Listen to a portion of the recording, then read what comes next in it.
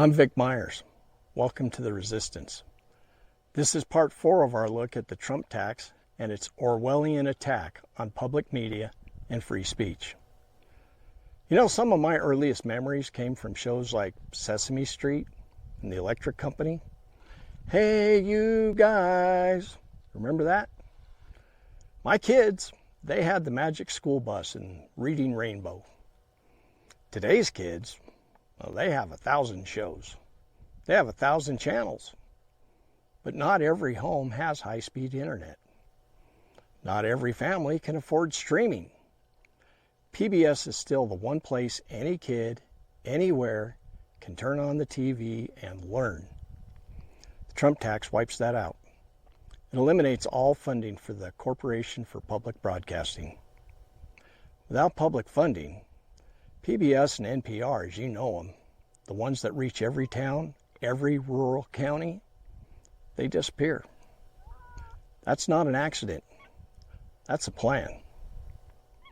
You know, there's one study from a group of economists, well, there's probably more than one, but I found one study from a group of economists that found that watching Sesame Street helped kids stay on grade level, especially in poor and rural communities.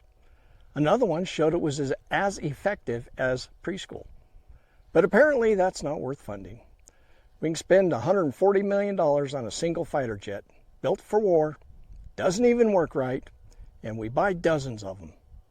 But $122 million is too much for trusted journalism and early education, programs with proven performance. We know what works, and we know what doesn't, but they keep funding the failure and cutting the success.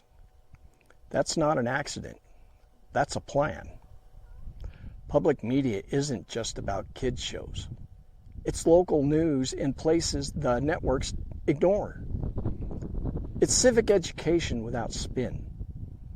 It's emergency alerts where there's no cell service. It's journalism without a corporate sponsor.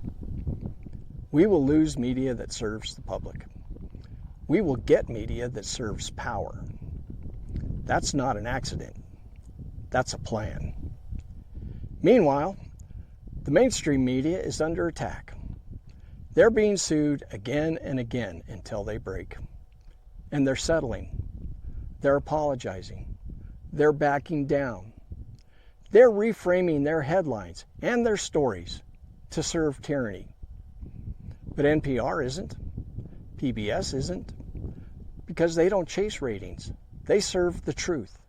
They serve the public. That's why they're being cut.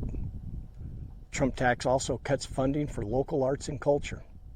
That means fewer school plays, fewer town festivals, fewer public libraries that archive our stories. It means losing the music, the history, and the voices that bring our communities together. In Orwell's world, the truth didn't disappear. It was drowned out. This isn't fiscal responsibility. This is authoritarian cruelty. This is a system designed to fail the people it's supposed to inform. This is a system designed to fail democracy. Thanks for listening. Good day.